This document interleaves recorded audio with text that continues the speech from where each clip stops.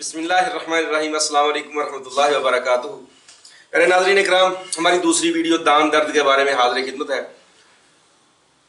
अगर एमरजेंसी दांत में दर्द शुरू हो जाए, बिलखुसूस दाएं तरफ, वो दांत हो या कोई और मसला हो, उसके लिए बेहतरीन किस्म की घरेलू रेमेडी आपको बताते हैं, घरेलू नुस्खा बताते हैं, जिससे फौरी तौर पर इंशाल्लाह दांत का दर्द भी ठीक होगा। दांत को जो कीड़ा लग रहा है, अगर उसको मुसलसल इस्तेमाल किया जाए तो वो कीड़ा भी खत्म हो जाता है। कीड़ा बेसिक है क्या चीज़?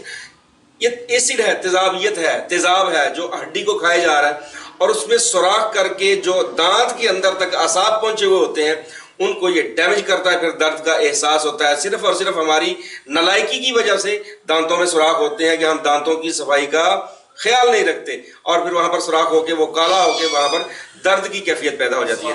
तो उसके लिए जो बेहतरीन घरेलू रेमेडी है वो मैं आपको बताता हूँ। जरा ध्यान कीजिएगा मेरी तरफ और गौर कीजिएगा। 4 अज्जा है टोटल उसके लिए। घरेलू रेमेडी में 4 चीजें मैं बताने लगा हूँ आपको इंशाल्लाह। नंबर 1 लौंग, ये भी किचन से मिल जाते हैं। नमक खुर्दनी, सफेद नमक जो हंडिया में डाला जाता है। अजवाइन देसी, और जो चौथी चीज है वो है हल्दी। मैं फिर अर्ज किए देता हूं, लौंग, अजवाइन देसी, नमक सफेद और हल्दी। ये बराबर वजन लेके इसको इंतहाई बारीक कर लें, और इसको फिर बारीक छलनी से या कपड़ छान करके इसको एयर टाइट डब्बी में महफूज कर लें।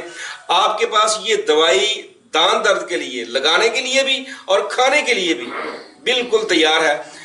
अल्लाह ना करे दांत में दर्द हो, वहां पर कीड़े की कैफियत हो, तो एक चुटकी भर जहां पर दर्द है वहां पर रख दें, या उसको हल्का सा मल दें ऊपर, और 2-4 मिनट इंतजार करें, और एक चुटकी भर इसको पानी के साथ, गर्म पानी के साथ खा भी लिया जाए।